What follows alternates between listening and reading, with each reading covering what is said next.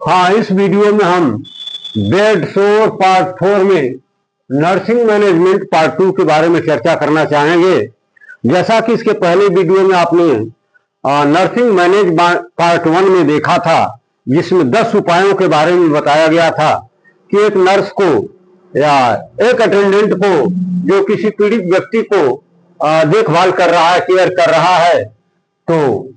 उसको क्या क्या जानना जरूरी है और क्या क्या वो अपने पेशेंट के लिए कर सकता है। तो इसमें हम फिर ये दूसरा पैकेज 10 उपाय का इसमें भी है, 10 बिंदुओं पर इसमें भी चर्चा की गई है। पहले वाले में 10 पॉइंट्स थे, अब हम ये नर्सिंग मैनेजमेंट पार्ट 2 में भी 10 पॉइंट्स पर चर्चा करेंगे। जो एक पेशेंट की, जो बेड सोर से पीड़ित पेशेंट है, उसकी नर्सिंग मैनेजमेंट के लिए हमें क्या क्या करना चाहिए, क्या क्या जानना चाहिए, क्या क्या आवश्यक है। तो इन सारी बातों को जब तक आप जानेंगे नहीं, तब तक सही तरीका से एक बेड सोर पीड़ित पेशेंट की आप देखभाल, नर्सिंग केयर कर ही नहीं सकते। तो अच्छे से उसकी केयर करने के लिए, उसको नर्सिंग मैनेजमेंट देने के लिए इन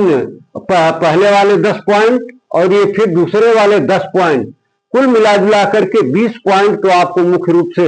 आवश्यक रूप से जानना ही चाहिए। तो आइए हम 11वें नंबर की जो उपाय बताएंगे, और उसके बारे में कहा जाता है कि घाव की ड्रेसिंग करते समय यदि आवश्यक हो तो एसेप्टिक टेक्निक का प्रयोग अवश्य करना चाहिए। यानी जो व्यक्ति, जो हेल्थ वर्कर या जो नर्स बेड सोर पीड़ित पेशेंट की देखभाल करने में लगा है, तो उसे उसके वुंड की ड्रेसिंग तो करनी ही पड़ेगी, उसकी साफ सफाई क्लीनिंग तो करनी ही पड़ेगी। तो यह कार्य जब आप करते हैं तो आपको जो ये स्ट्रिक्ट एसेप्टिक टेक्निक का प्रयोग करने के लिए जो जो डिवाइस बताए गए, जैसे मास्क लगाना, सारे इंस्ट्रूमेंट को स्टेराइल रखना और ये गाउन पहनना, इन तमाम बिंदुओं को आपको अपने दिमाग में रखते हुए, यानी पेशेंट के साथ साथ अपनी भी सुरक्षा जरूरी होती है। तो ये जो एसेप्टिक टेक्निक के सारे उपाय बताए गए हैं, और जो बार बार आपको नर्सिंग मैनेजमेंट में पिछले वीडियोज में बताए गए हैं, इनको हमेशा ध्यान में रखना चाहिए और इनका प्रयोग भी करना चाहिए। इनको अवॉइड करके यह कार्य आप नहीं कर सकते, अन्यथा आप अपने लिए भी जोखिम पैदा कर सकते हैं। नंबर 12 पॉइंट में बताया गया कि रोगी का बिस्तर साफ, स्वच्छ एवं बिना सिलवट होना चाहिए। यानी जिस बेड पर यह बेड सोर का जो पीड़ित व्यक्ति है रहेगा, लिटाया जाएगा, उसको लेटना पड़ेगा, रहना पड़ेगा, तो उसका बेड कैसा होना चाहिए? तो काफी नीट, क्लीन एंड साफ स्वच्छ होना चाहिए। और हाँ, एक बात का और भी ध्यान रखना है कि साफ सफाई के साथ उसके बेड पर किसी भी तरह की सिलवटें न हो, फोल्डिंग न हो, रिंकल्स न हो, मोड़ न हो, अन्यथा उसके वुंड और भी डीप हो सकते हैं, या उनके टच होने पर ब्लीडिंग वगैरह के भी चांसेस बन सकते हैं।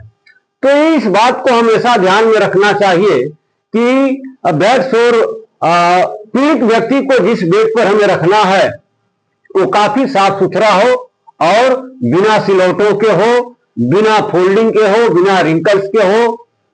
और वो उबड़ खाबड़ ना हो। तो इस तरह के बेड की व्यवस्था हमें करनी ही चाहिए। अगले पॉइंट में बताया गया कि यदि रोगी मल मूत्र त्याग पर नियंत्रण नहीं रख पा रहा हो तो रोगी के गीले कपड़े तुरंत बदल दें, साथ ही बिस्तर पर मैकेंटोज एवं डायपर का प्रयोग अवश्य करना चाहिए। ऐसा पीड़ित व्यक्ति या बेड सोर का वह पेशेंट जिसको अपने ये यूरिन पर और ये स्टूल पर नियंत्रण नहीं है, यानी वो चाहे तो ना चाहे तो ये क्रियाएं हो ही जाती हैं, तो उसको करना क्या चाहिए कि उससे अलर्ट रहने की जरूरत है नर्सिंग केयर के अंतर्गत, कि उसको हमेशा ध्यान में रखा जाए। यदि ऐसी कंडीशन बनती है कि वो बिना बताए, बिना संज्ञान में लिए या किसी दूसरे को बताए ही उसका स्टूल पास आउट हो गया या उसकी मूत्र त्याग कर दिया, उसने, उसे पता भी नहीं लगा, लेकिन ये क्रिया हो गई, तो निश्चित रूप से रिजल्ट क्या होगा, उसके जो शरीर पर कपड़े हैं वो गीले तो होंगे ही। जब वो गीले होंगे तो उसके स्किन पर नमी बनेगी और वो नमी ब्लड फ्लो को और इंक्रीज करने में मददगार साबित होगी। तो ऐसे व्यक्ति के जो गीले कपड़े होते हैं उनको तुरंत चेंज कर देना चाहिए, बदल देना चाहिए, और उसका बिस्तरा गीला न हो इससे बचने के लिए क्या करना होगा, उसके बेड पर मैकेंटोच, वो जो प्लास्टिक की सीट आती है, चद्दर आती है, उसको जरूर यूज करना चाहिए। और क्या करना चाहिए, पेशेंट के लिए डायपर का भी प्रयोग करना चाहिए ताकि वो और उसके बॉडी पर न फैले, वो डायपर में ही रुक जाए। और जो केयर करने वाला व्यक्ति है उसे चाहिए कि समय से उसकी जब देखभाल करे तो ऐसे गीले हो गए कपड़े को या उसके डायपर को या मैकेंटेज को वो बदल दिया करे ताकि उसका बेड हमेशा ड्राई रहे, और ड्राई बेड पर लेटने से उसके स्किन पर भी नमी नहीं रहेगी, उसका स्किन भी ड्राई रहेगा। अगले पॉइंट में बताया गया कि रोगी के लिए वेल बैलेंस्ड डाइट की व्यवस्था करनी चाहिए। ये हमेशा ध्यान में रखना चाहिए कि आप एक पेशेंट की जब देखभाल करते हैं तो उसकी जो प्रॉब्लम है उसकी तो केयर आप करते ही हैं, लेकिन उसके साथ साथ उसके जनरल हेल्थ के बारे में भी आपको जागरूक रहना चाहिए। और यदि उसके डाइट में न्यूट्रिशनल डिफिशियंसी दिख रही है, उसका डाइट वो अच्छे स्तर का नहीं है, बैलेंस डाइट नहीं है, उसमें सारी चीजें जो उसके बॉडी के लिए चाहिए वो नहीं मिल पा रहा है, तो उसके लिए ध्यान देकर के वेल बैलेंस्ड डाइट की व्यवस्था करनी चाहिए। ऐसा भोजन उसे प्रोवाइड करना चाहिए जिसमें न्यूट्रिशन की सारी चीजें और उसकी सारी रिक्वायरमेंट पूरी होती हो, ताकि उसका जो जनरल हेल्थ है अगर वो अच्छे कंडीशन में है तो उसके वुंड के हीलिंग में भी मदद मिलती है और वो प्रोग्रेसिव होती है, अच्छे से कम समय में हील होने के चांसेस बनते हैं। तो पेशेंट को अच्छे से उसकी हीलिंग करने के लिए हमें क्या करना होगा, उसके डाइट पर ध्यान देना चाहिए और ऐसे भोजन की व्यवस्था उसके लिए करना चाहिए जिसमें ये सारे न्यूट्रिशनल मिनरल्स, ये तमाम जो न्यूट्रिशंस के सब्सटेंसेस हैं वो उसके भोजन में इंक्लूड हों। अगले पॉइंट में क्या ध्यान देने की जरूरत है, यदि रोगी को प्रोटीन देना संभव हो तो रिच प्रोटीन अवश्य देना चाहिए। ये एक शब्द लिखा है कि प्रोटीन देना संभव हो तो, और भाई प्रोटीन किसी को भी देंगे, कार्बोहाइड्रेट किसी को भी देंगे और लिपिड किसी को भी देंगे, तो ये तो एसेंशियल फैक्टर है, ये तो होना ही चाहिए। लेकिन मैं आपको बता दूं कि कभी कभी ऐसी परिस्थितियां बन जाती हैं या व्यक्ति कुछ ऐसी प्रॉब्लम से घिर जाता है कि डॉक्टर के अनुसार उसको क्या देना चाहिए क्या ना देना चाहिए। यदि उसका कोलेस्ट्रॉल बढ़ा है तो आप उसको लिपिड की चीजें नहीं देते हैं, उसका क्रिएटिनिन बढ़ा है तो आप उसको प्रोटीन नहीं दे सकते हैं। तो इस तरह से जांच पड़ताल में पता लगता है, या जो चिकित्सक उसकी देखभाल कर रहा है, जिसके अंडर में उसका ट्रीटमेंट चल रहा है, यदि वो इस बात से सहमत है कि इस व्यक्ति को प्रोटीन आप दे सकते हैं, यहाँ पर प्रोटीन देने का कोई कंट्राडिक्शन नहीं है, कोई रुकावट नहीं है, उससे उसका हित होगा, कोई अहित होने वाला नहीं है, तो डॉक्टर के सलाह के अनुसार यदि वो परमिट करता है, एडवाइस करता है, तो आप उसकी सेहत के लिए, जनरल हेल्थ के लिए उसके लिए रिच प्रोटीन की व्यवस्था करनी चाहिए या ऐसी डाइट देनी चाहिए जिसमें रिच प्रोटीन पाया जाता है, ताकि उसका जो हित है वो आसानी से हल हो सके। और अगले पॉइंट में बताया गया कि रोगी के स्किन को नमी से बचाव हेतु आवश्यक उपाय करना चाहिए।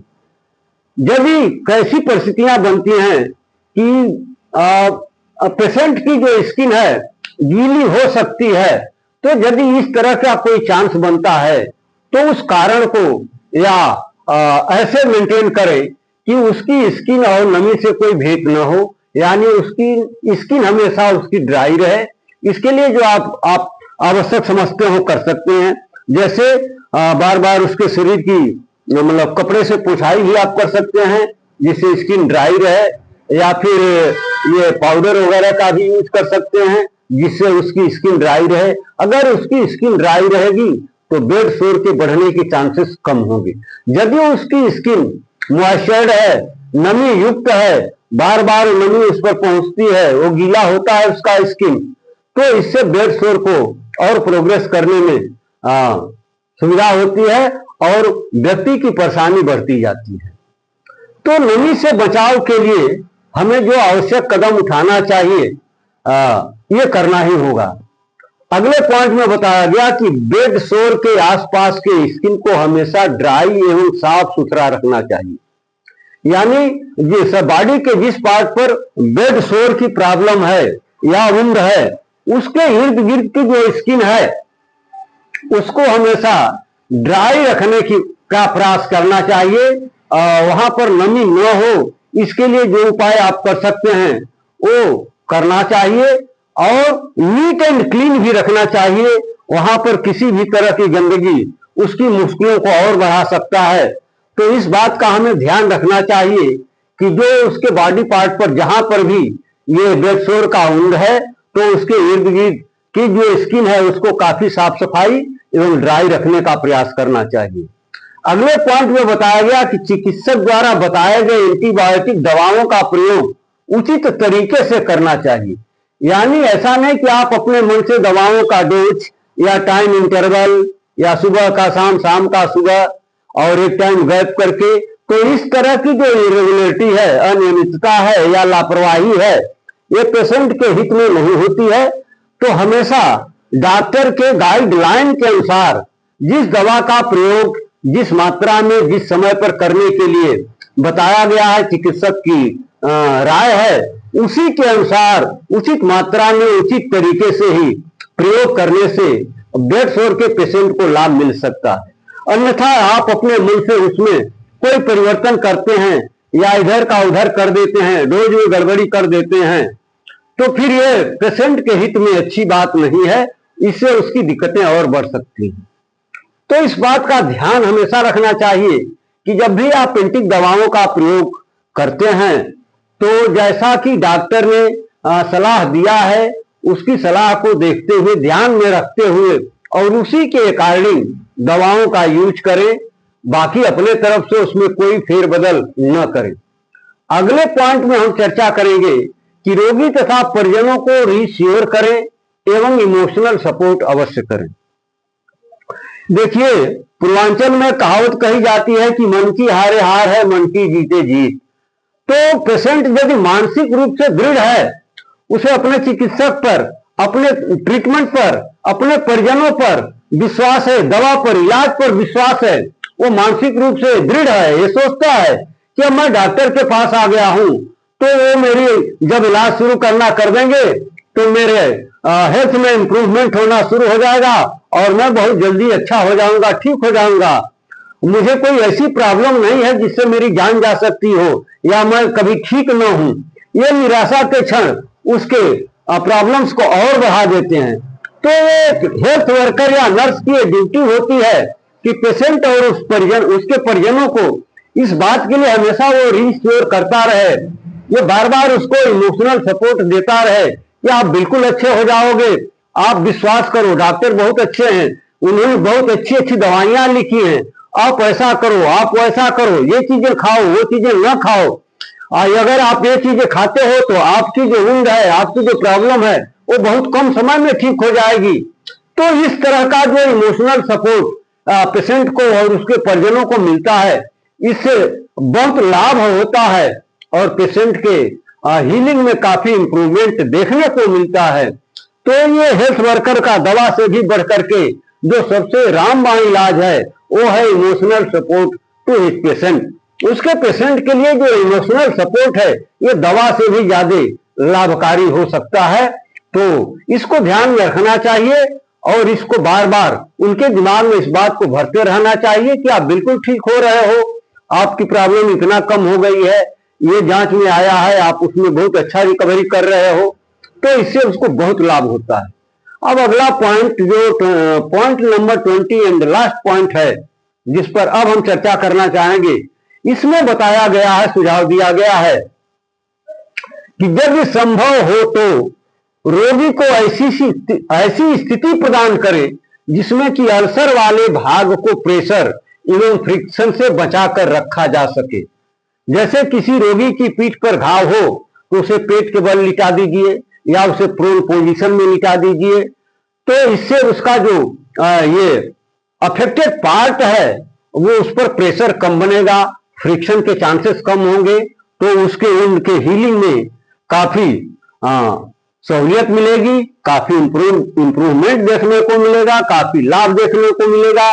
जी हाँ, तो पॉइंट नंबर 20 और last point nursing management part 2 में बताया गया कि जब भी ऐसी परिस्थिति हो कि अगर हम रोगी को जैसे मान लीजिए उसके पीठ पर अल्सर है, उंड है, तो स्वाभाविक रूप से व्यक्ति जो है पीठ के बल ही लेटता है। लेकिन अगर पीठ पर ही उंड है, पीठ पर ही अल्सर है, पीठ पर ही उसकी प्रॉब्लम है, तो हमें उसको पेट के बल लिटाने का प्रयास करना चाहिए, या राइट साइड या लेफ्ट साइड, या कुछ इस तरह से उसको हम पोजीशन दें कि उसके उंड पर प्रेशर कम बने और उस पर फ्रिक्शन होने के चांसेस भी नहीं के बराबर हो जाए, जिससे उसकी हीलिंग में काफी लाभ मिल सकता है। उसको प्रोन लिटा दे। इस तरह के उपाय जो भी संभव हैं एट प्रेजेंट टाइम में, वो एक हेल्थ वर्कर को, एक नर्सिंग मैनेजमेंट के आदमी को देखना चाहिए, वर्कर को देखना चाहिए और पेशेंट के हित में इन सारे उपायों को एडॉप्ट करना चाहिए। तो हम नर्सिंग मैनेजमेंट पार्ट 2 का भी प्रिंट करेंगे और आइए इसको सरसरी तौर पर एक बार हम फिर रिवाइज कर लेते हैं कि हमें क्या करना चाहिए,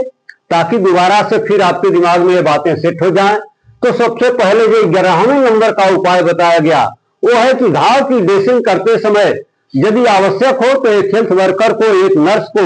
ये जो जरूरी एसेप्टिक टेक्निक बताए गए हैं इनका प्रयोग करते हुए सेल्फ को, स्वयं को भी बचाते हुए ये नर्सिंग मैनेजमेंट की क्रिया को करना चाहिए।